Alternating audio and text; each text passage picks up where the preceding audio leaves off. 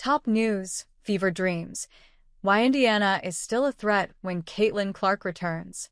After amassing a 20-20 record in Caitlin Clark's rookie year in 2024, the Indiana Fever were among the most active teams in the offseason trying to build around their sensational star. They sit at 15-12 after a win against the Phoenix Mercury on Wednesday night, which doesn't seem like much of a step forward, but it's impressive considering Clark has now missed over half the team's games this season. The team that was put together to play around Clark had to learn how to play without her, and has done that well enough to keep the Fever firmly in the playoff hunt by going 7-7 in the games Clark missed. But to make any noise in the playoffs, the Fever will need Clark at her best with a team that's comfortable playing around her. Clark is a singular talent, which makes her one of the most exciting players in the league, but also someone who teammates need to play with to get a feel for her game. Fortunately, the Fever's solid play without Clark seems like it can mostly be woven into a game plan that includes her as well. As long as she is healthy and gets some regular season reps, the Fever could be a team nobody wants to play come playoff time. The Fever had a lot of roster turnover ahead of the season, but it was all around top returning players Caitlin Clark, Kelsey Mitchell, and Aaliyah Boston. Boston has been the perfect third player in the offense. She takes advantage of mismatches and openings when they're given to her, but doesn't need a ton of shots to be effective.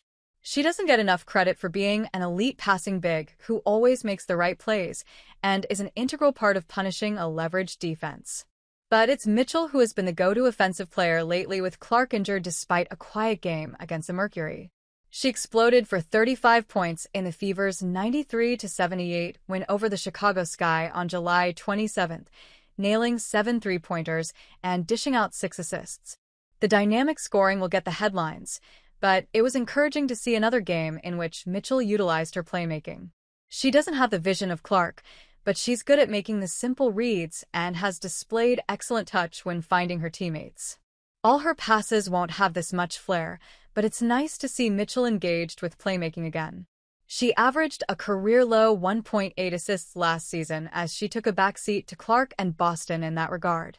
That number has crept up to 2.8 this year, as Mitchell has flashed her playmaking chops often when Clark hasn't played. The Fever need her to tap into that playmaking when Clark returns as well. Mitchell is an electric shooter and scorer, but she needs to take advantage of passing lanes when defense is home and on Clark.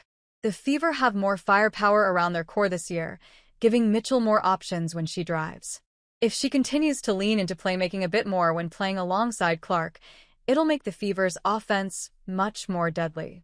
Mitchell's scoring outbursts lately with Clark's sideline might make fans assume that she's been much better as the primary option, but that hasn't really been the case.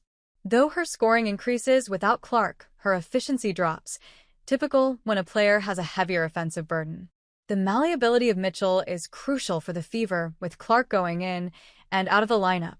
She's capable of being the top option and keeping the offense afloat, but is an excellent complement to Clark when the two play together due to her shooting and dynamism. Mitchell's offensive drip is 4th best in the WNBA, while Clark is 1st. Simply put, the Fever have one of the best offensive duos in the league, and if Mitchell maintains her higher level of play overall and good enough playmaking when Clark comes back, they'll be a nightmare matchup for any team in the playoffs.